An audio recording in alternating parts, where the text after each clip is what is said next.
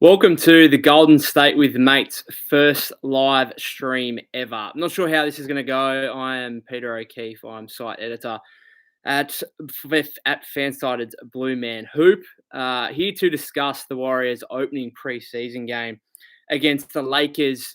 Quite a good game, to be honest. High quality game for a preseason opener, to be honest. So keen to hear everyone's thoughts. Not sure how many people are going to get in this, if any, to be totally honest, but I will put it up as a podcast as well afterwards. Warriors coming away with a 125, 108 victory, though. Very impressive performance. As I said, a very high quality game. And I think for Warrior fans, you couldn't have been more excited and impressed with what you saw throughout the game. Let's start. We'll go through a few players here, the biggest points from the game, because as much as we like to look at the team aspect, I think majority of this preseason stuff is all about, which players are ready to take a leap or make a major impact to the team moving forward into the regular season. Obviously, opening night against the Suns on October 24. All off season, we've spoken about the potential leaps in Jonathan Kuminga and Moses Moody, and that is well and truly on track, ladies and gentlemen. Absolutely well and truly on track. And for JK, 24 points, 4 assists, couple of block shots, 8 for 14 from the floor, 4 for 8 from 3-point range. Led the team in scoring, but the most impressive aspect of his game, the rebounding. I think every Warrior fan, and particularly the coaching staff, particularly Steve Kerr, particularly last season, but going back even to his rookie year, we're really looking for him as a rebounder to use his athleticism to sky high on the glass and get boards. And unfortunately, it hasn't been a factor in his game throughout the first two seasons, but it was really impressive in this game tonight. 8 boards, as I said. He was dynamic across the court. I really like the fact that he was often, coming back to collect boards after, putting up an arm to defend a shot out on the perimeter or whatever, instead of necessarily looking to streak out on the break, which I think he's primarily been doing in his first couple of seasons. He's been looking to, how can I get an easy basket on the other end, which is, fine to a degree. And we've seen some fantastic, exhilarating dunks by doing that. But the Warriors, given they're a smaller team, are going to need JK to actually come back and collect boards. And I thought he did that on a couple of occasions. Early in the game, he had one where he came back, collected the board, then threw an outlet pass to Brandon Pajemski, who finished with a really crafty Euro step layup. Thought that was really impressive. And JK overall, I mean, he just makes such a difference to what this Warrior team could be this season. His rise, because he's the player on the roster with the most talent, who's got the most realistic opportunity to take a major jump. Now, I'll talk about Moses Moody in a second. He was fantastic, but I don't think Moses Moody's all of a sudden going to be a really strong two-way presence where other teams are really having to scout for him come playoff time. I think Jonathan Kuminga has that ability where he could all of a sudden become a 25 plus minute per game player, a guy that come playoff time can play 20 to 25 minutes as well.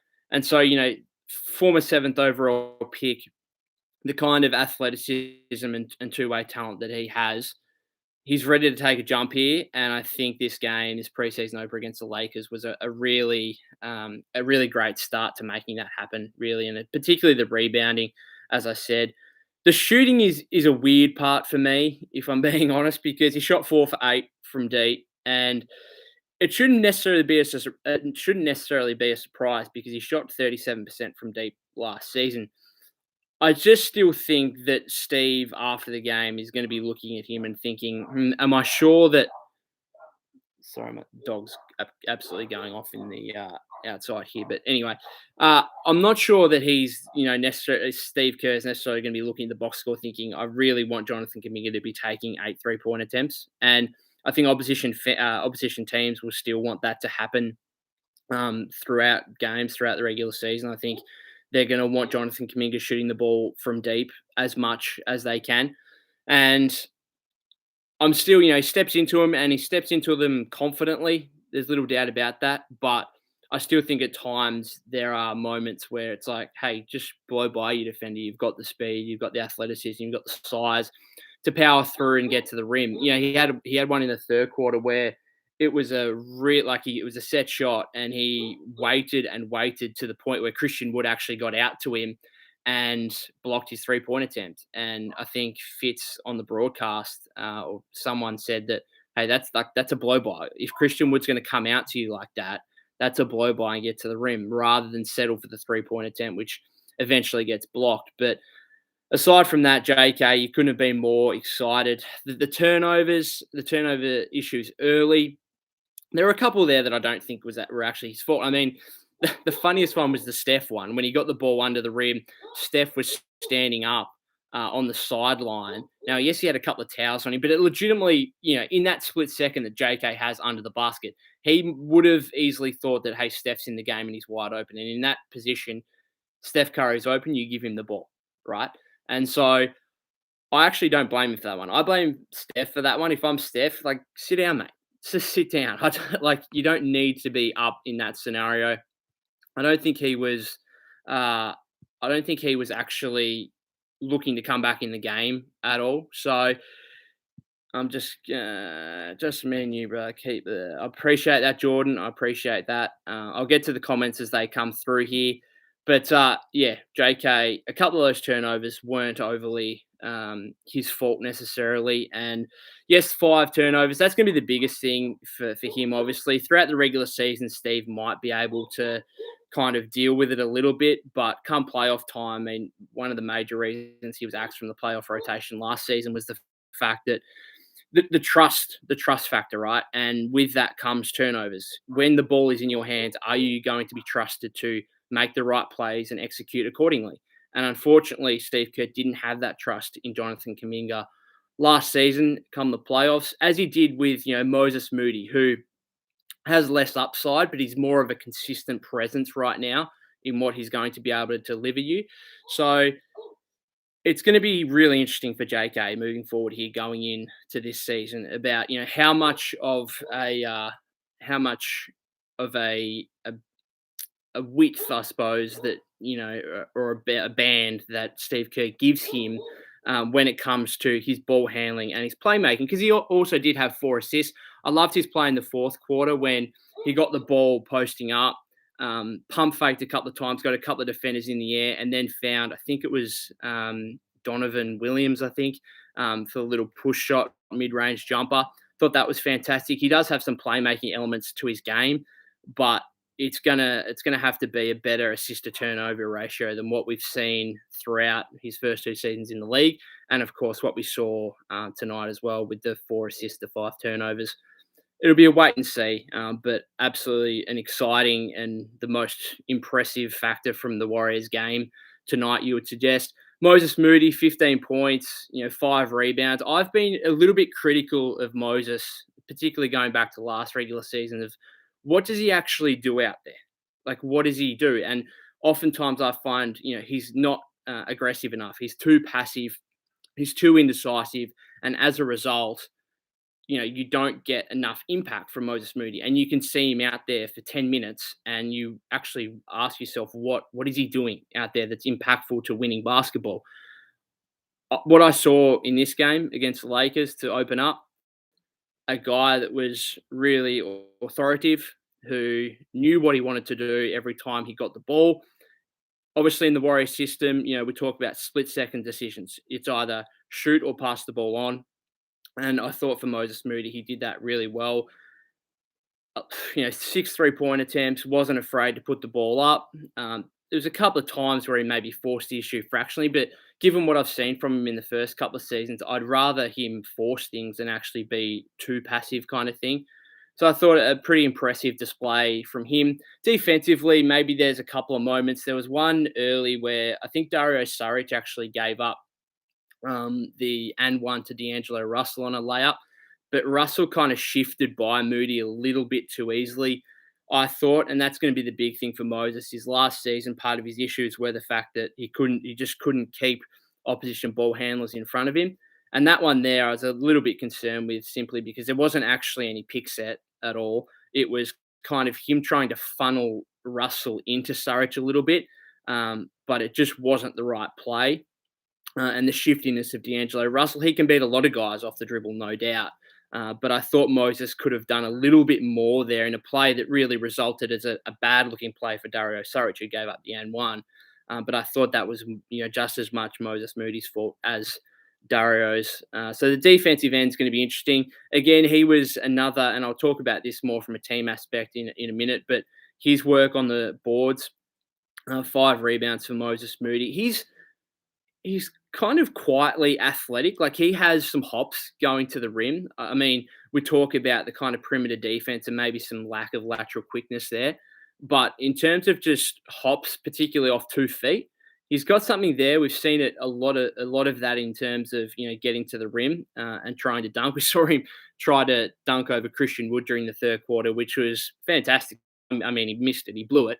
But the fact that he's got the confidence to even try that, and why not in a preseason game, right?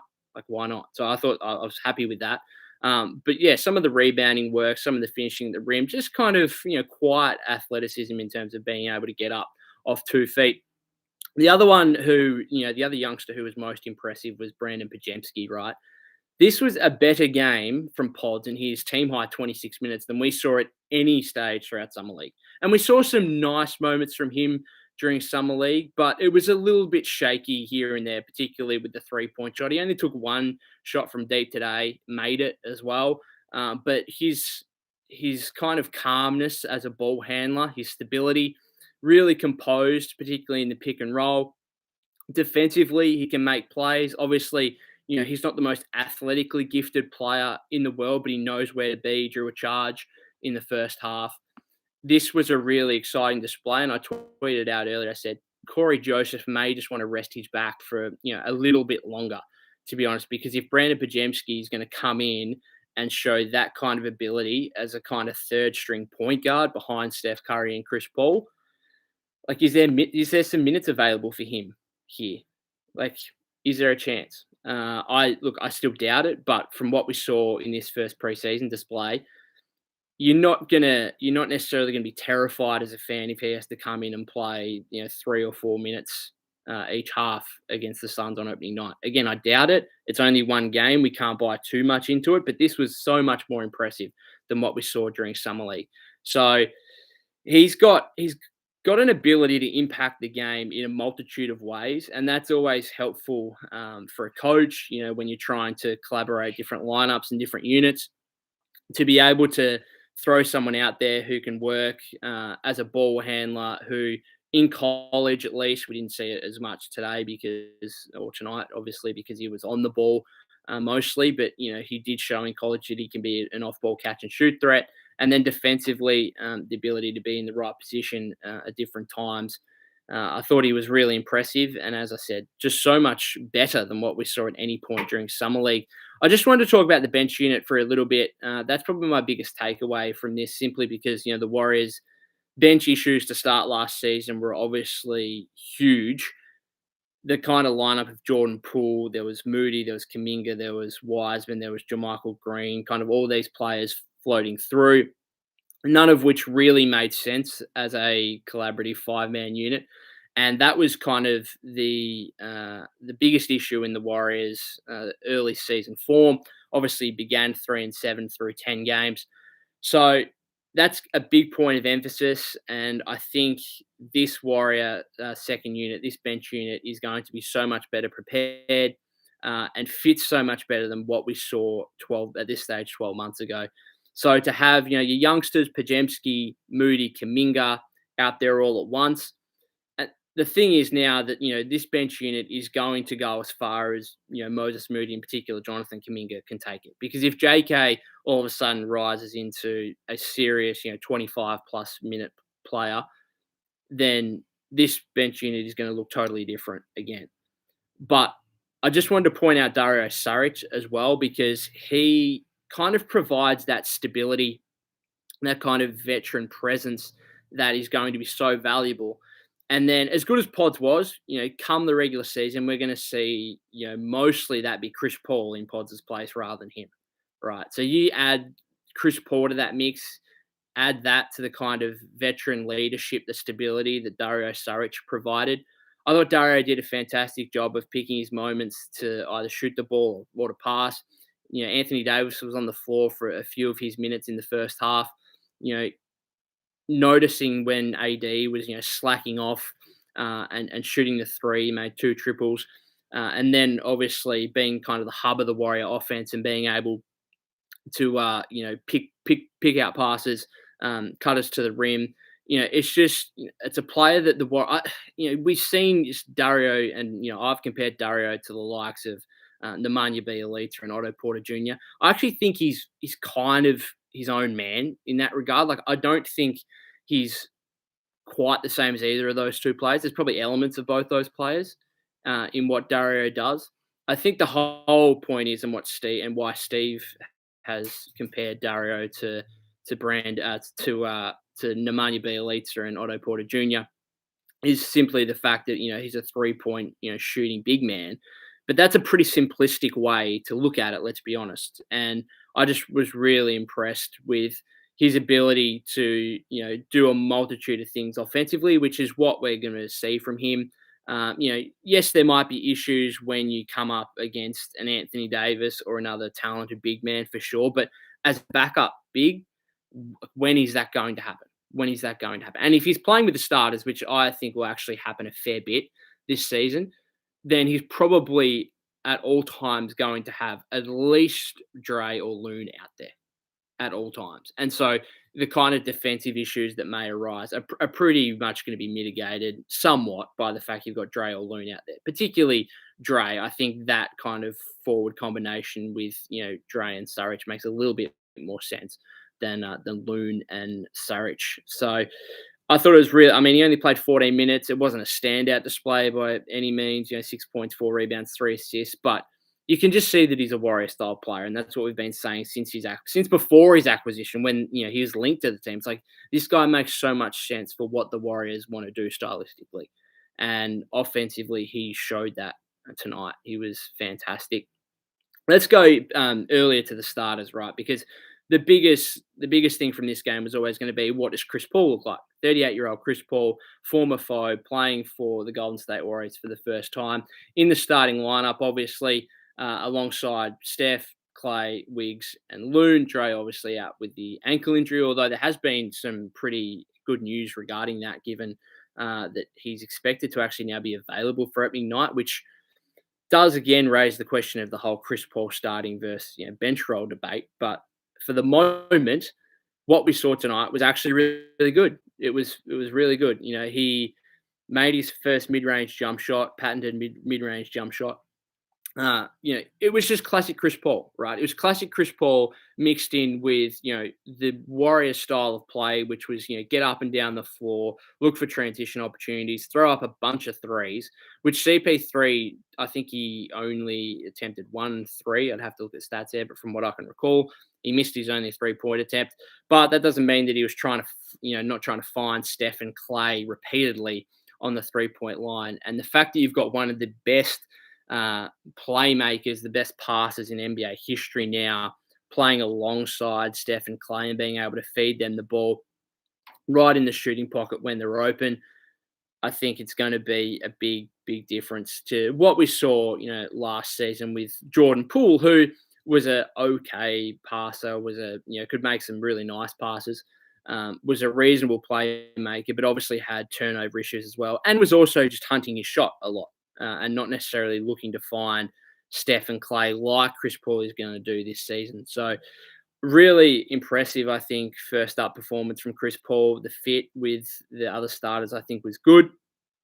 I'm still interested to see how it works when Dre is out there. And again, it comes down to the rebounding factor. And if the Warriors are going to play small, particularly if Dre comes back and replaces Loon at the 5, the Warriors are going to play small. They're going to need their guards to rebound. And that's what I thought they did really well tonight. You have Chris Paul, who got his 4 rebounds. You have Klay Thompson, who got his 4 rebounds. To get 8 combined boards from those two guys in 12 minutes of play, that's the kind of stuff the Warriors are going to need pretty consistently if they are going to want to play this, CP, Steph, Clay, Wiggs, Dre unit, or even Loon out there, as we saw tonight at the 5, if they're going to want to play those units consistently for 20 plus minutes a game as a starting combination, they're going to need those guys, getting rebounds, getting to the boards, and kind of rebounding as a team rather than just obviously relying on Dre or Loon, whoever's out there as the big man.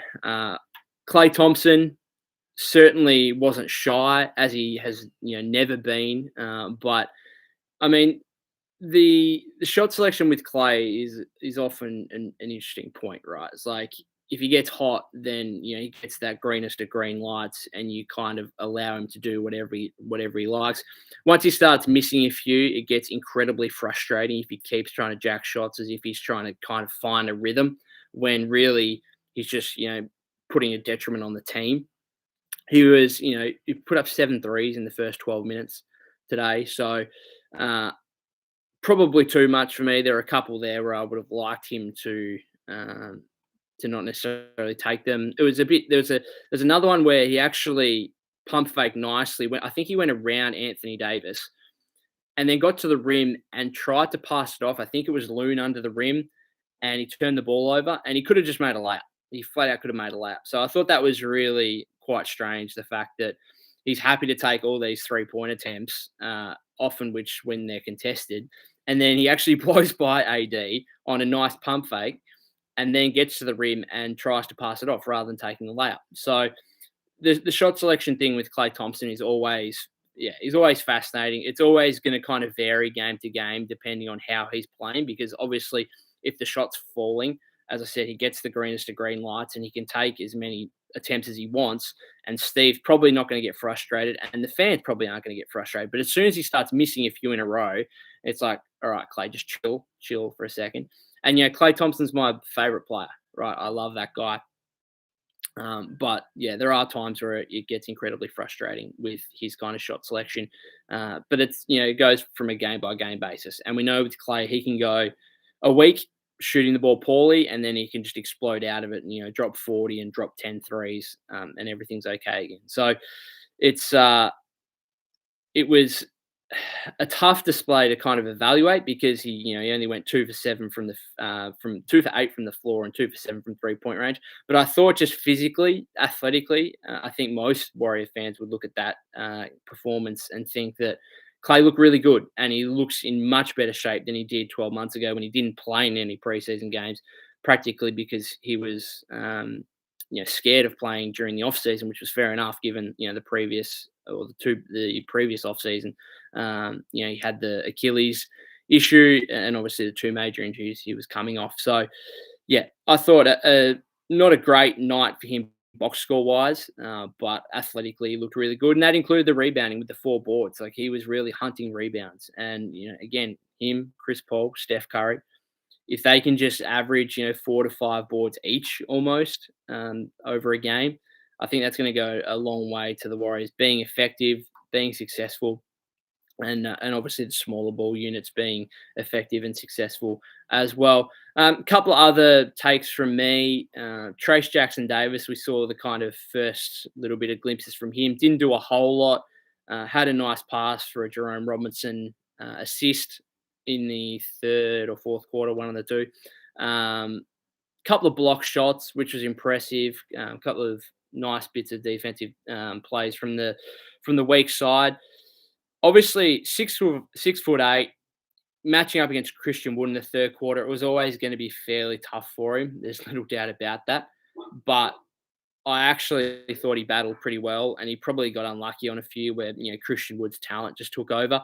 I did think that maybe there are a couple of buckets there where the Christian Wood's height and length and ability just to shoot over Trace Jackson Davis was a slight concern, right? The fact that he's got all these defensive instincts, but he is only 6'8", and so if he comes up against the monsters, then he's really going to have to do his work early, which is something Dre does really well. When you see in the past Dre guard the likes of Nikola Jokic, Joel Embiid, guys that are genuine 7'1" guys who he's giving up 5-6 inches to. you got to do your work early, because if you let the guy get close enough to the basket, they can ultimately just shoot over the top of you, right? And I thought that, maybe Trace could have done a little bit of a better job against Christian Wood in some of those scenarios, but it's tough, right? It's your first proper NBA game, I guess, albeit it's preseason, obviously. But he, played 2 games in summer league, had that slight hamstring issue, didn't play as much as he would have liked. Uh, it's going to be tough against Christian Wood, who's a talented offensive player, right? He is, and I thought he battled well, but again, the 6'8" height just could be a little bit of an issue, I suppose, going against the guys with real height and length who can ultimately just shoot over the top of you. I don't know if we've got any other, no comments on here at this stage, which is fine, perfectly understandable for the first live stream. The quality of this will hopefully get better as we go along. Obviously, just thought I'd literally just jump on and provide a few thoughts and comments on how this game went. As I said to begin with, I thought it was a really impressive, strong display from particularly the Warriors, but I thought that the quality of the game was really good as it was. It's actually saying the chat is disconnected. Please wait while we try to reconnect you. Just awaiting that.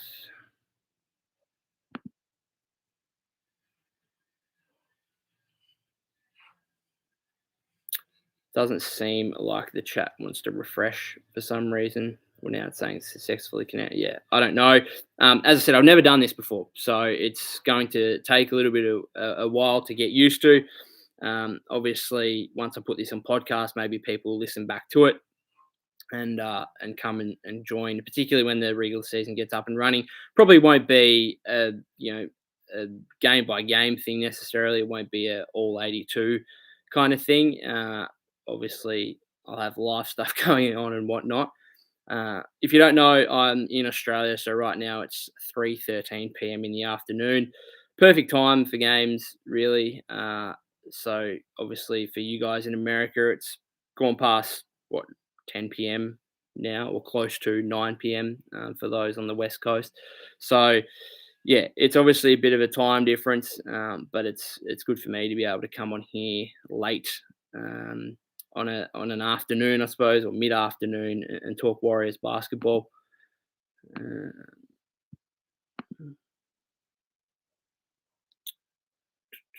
Just a couple of other quick things. I just wanted to mention about the 14th roster spot. We obviously saw a few of the guys on training camp deals who were out there in the second half. I still think Rudy Gay is the guy. I mean, Rudy, I think, only played 6 minutes. Didn't get too much of a look at him. I thought he was okay in his minutes. Obviously, Donovan Williams, Javen Johnson got a bit of run as well. Few of the two-way contract guys. Lester played a little bit, didn't do a whole lot. Jerome Robinson was certainly the most impressive of the two-way guys. You obviously had Usman Garuba as well, who made a couple of nice defensive plays, didn't really do anything offensively, but defensively made a couple of nice plays. And you can see why he's kind of been compared to Dre and Loon with his kind of defensive instincts there. So not too much to write home about, I guess, from the lesser knowns. It was more so, the high picks, the recent lottery picks in Moses Moody and Jonathan Kuminga, and obviously the 19th overall pick in Brandon Pajemski, which were the most exciting elements in terms of the youngsters, that is for sure. As I said, I think Rudy Gay is probably the one on a 14th roster spot that is still the one for me that is most likely, just because I think that I look at what Donovan Williams did today. He's an intriguing prospect for a two-way for any team, but particularly the Warriors. He's got good length, good athleticism, finished at the rim a couple of times well, made a jumper which looked pretty nice. I just did think there were a couple of times where he's ran off the three-point line. He had to put the ball on the floor and he looked completely out of control, like it was just a turnover waiting to happen. I think in the Warrior system, obviously he's going to be more of a 3-and-D guy, cut to the basket. So he's not going to be putting the ball on the floor too much. But you want some elements of passing and playmaking and being able to create in the Warrior system. And it didn't look, if you look at Jonathan Kuminga, for example, he had 5 turnovers, sure. But there's actually some playmaking and some passing to JK's game where you can see it, right? You can see it and think that just needs a little bit of refining, and that can actually become a really positive part of his game. But for Donovan Williams, I just thought, yeah, he looks like a nice athlete, looks like a good two-way prospect, but for a guy in your 14th roster spot, probably want a guy who's going to be more consistent and reliable with the ball in his hands. Because, as I said, the couple of times he did put the ball on the floor, I just thought a little bit out of control here, a little bit out of control, and a turnover waiting to happen. And you could kind of see a little bit on both ends of the floor, just the vast difference in experience between him and someone like Rudy Gay, who Rudy Gay didn't get run until the second half with the younger players, but you could kind of see the experience that he has. The 3-point shooting with Rudy Gay is going to be the interesting one because he only shot 25% last season with the Jazz. Obviously, I think he took two tonight, missed both of them.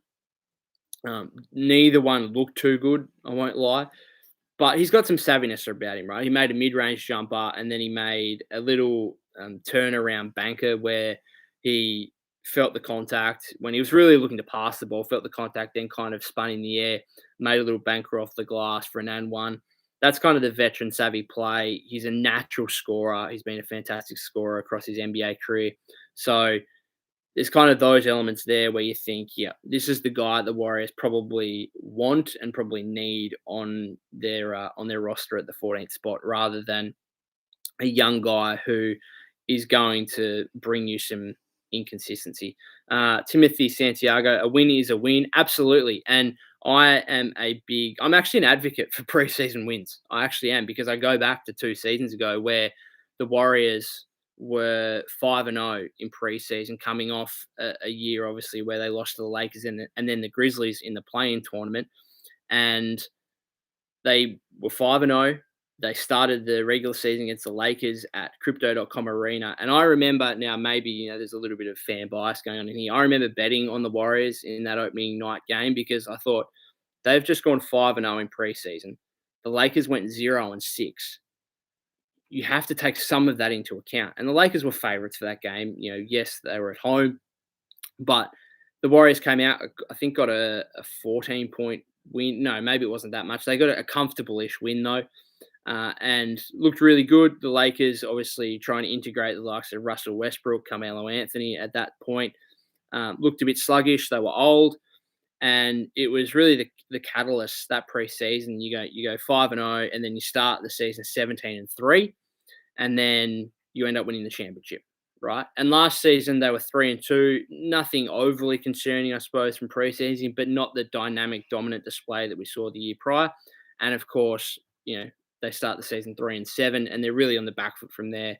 A lot of people would go back to last season. Yes, they made the second round of the playoffs, but a lot of people would go back and think that their chances for another title, for back-to-back titles, were really ruined by game 10 of the season, and possibly before that with the whole Dre, JP incident in training camp. So I'm a big advocate for, well, it's not everything, obviously. And winning this game against the Lakers in the preseason opener is no way suggesting that the Warriors are a definite better team than the Lakers. No way, because obviously LeBron James was not playing. Austin Reeves was not playing. Two of their top 3, basically, with AD. So in no way are you suggesting that.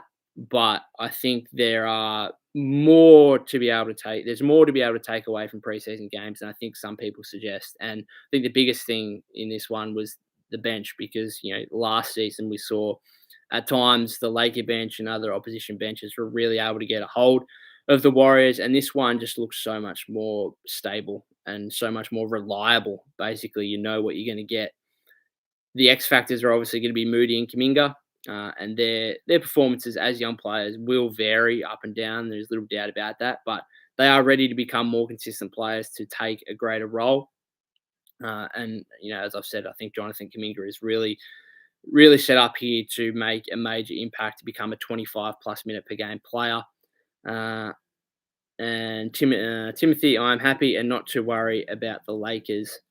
Not sure what you necessarily mean about that second comment, but you're happy with a Warrior win. And I've had a bit of a look through Twitter, and I think Warrior fans are quite rightly excited and are happy with what they saw. I just thought every player on the roster really played their role. I don't think there was any real major negatives, and if they were, it was guys on training camp deals that aren't going to be part of the main roster anyway. There were certain moments, certain plays that it's going to have to be ironed out. Right, the JK 5 turnovers is somewhat of a concern, but when you balance that with his 24 points and his 4 assists and his 8 rebounds, his 4 for 8 3-point shooting, I mean, there's so much more good stuff than there was bad stuff.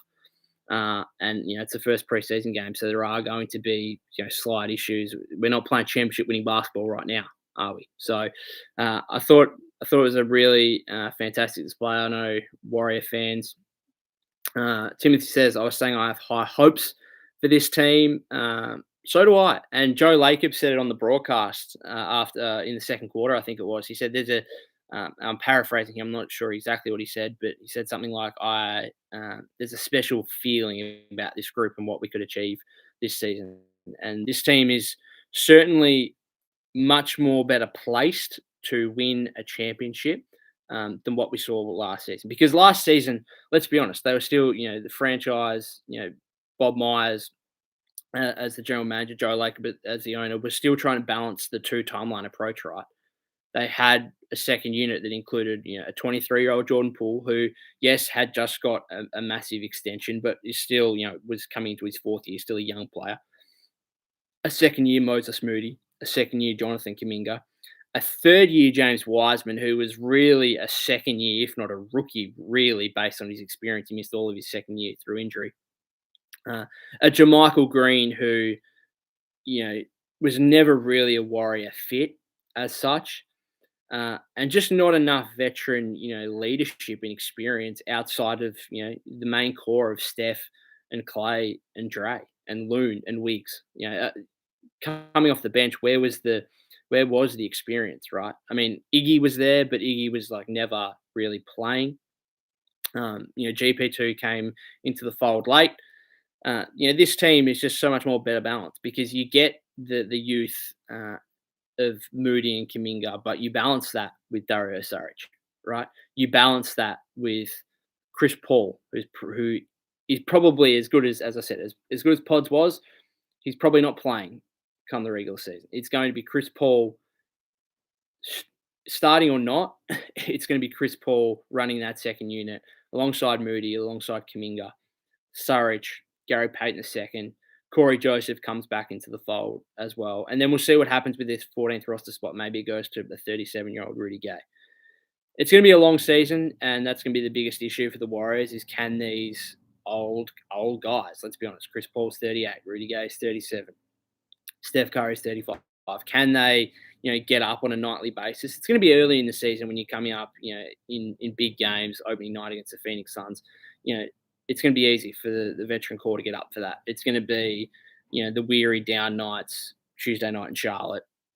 Are you going to get up and perform for that game? And that's where the likes of Moody and Kuminga are going to be really important to kind of add to the enthusiasm and vibrancy of this team around the older veteran core. But yeah, I think a really good first up performance.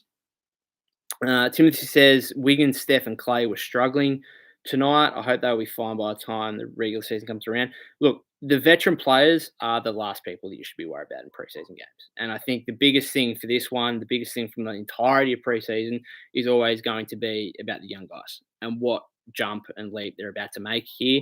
And that's why the JK and the Moody and the Podz minutes were so fantastic and the biggest elements to take away from this game because Andrew Wiggins, Steph Curry, Klay Thompson, they're experienced players. They've been around the block plenty of times. Do they overly care about preseason basketball? Probably not. They might have cared a little bit more about this one because obviously you're trying to integrate Chris Paul into the mix. But they're the last guys that you kind of would be concerned about, honestly. So no issues there. Steph made his couple of threes. I did actually want to kind of reiterate a point that if you haven't checked out my recent podcast with Griffin Gamble, go and check it out. I asked Griffin who he's going to be most excited to watch play this season. And I think everyone's kind of said, Jonathan Kuminga, because we're waiting to see what kind of leap, what kind of jump he can make this season. But he actually kind of jokingly said Steph Curry, which shouldn't actually be a joke because, as Griffin said in the podcast, we shouldn't take for granted watching Steph Curry play. We should not take it for granted whatsoever. And so preseason basketball, no worries about him whatsoever. But just to appreciate Steph Curry being back on an NBA floor, regardless of how he's shooting the ball, to have that after nearly 5 months without Warrior basketball, without watching Steph Curry play. He's 35 now. He's entering year 15. We've just got to kind of appreciate this greatness while it's here. It's super special. And the Warriors, looking for the fifth championship here in the last decade. And as I've said, in a much better place here, in a much better position to hopefully attack that, to get a good seeding. The battle in the West is certainly a lot hotter than what it's been in previous seasons. I think there's 10, 11 teams that are more than capable of making the playoffs. And probably 10 or 11 teams that really fancy themselves as a top 4 or 5 seed. Obviously, the Nuggets deserve to be the hot favourites after winning the championships. After winning the championship, that's fine. But Warriors, Lakers, Clippers, all those teams, Mavericks, Timberwolves, Oklahoma City Thunder, I think a supremely talented young team. So many teams that have a genuine and realistic shout of being a top 4 or 5 seed. So I cannot wait for this NBA season, but a really strong start for the Warriors. I'll give it another. It's 3:28. I'll give it 2 minutes. See if any other comments come through that I'd be happy to respond to. But if not, I'll finish it up there. It's been going for over 40 minutes. As I said in the beginning, it's going to be kind of a development project here, getting this thing going. Obviously, there'll be much more improvement coming as we go along, and it'll just be a wait and see. Timothy says no more comments. I'm good. As I said, I'll give 90 seconds, but Timothy's been the main one here. So thanks for his comments on this show. Been absolutely outstanding. And Jordan as well for his support earlier as well. But obviously, this will be up for people to watch on replay. I will get a podcast version up as well for people to listen to. Next Warrior preseason game comes on Friday at Crypto.com Arena against the Lakers. As well, that'll be Saturday for me. I think I'll be able to watch the game, and we'll see if we can do another one of these live recaps again for that one.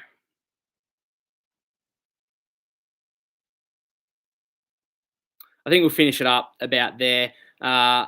Again, thanks for people that did tune in, or if you're listening back to this on the podcast or watching this back, come join me on the next live recap. I'll give hopefully a little bit more notice next time. I kind of just tweeted out that I'd be on in 5 minutes last time. I'll probably say before the game actually starts whether or not I'll do a live recap. In the meantime, you can follow me at POC252 on Twitter, POK252. And of course, you can follow all my work, daily content on Blue Man Hoop.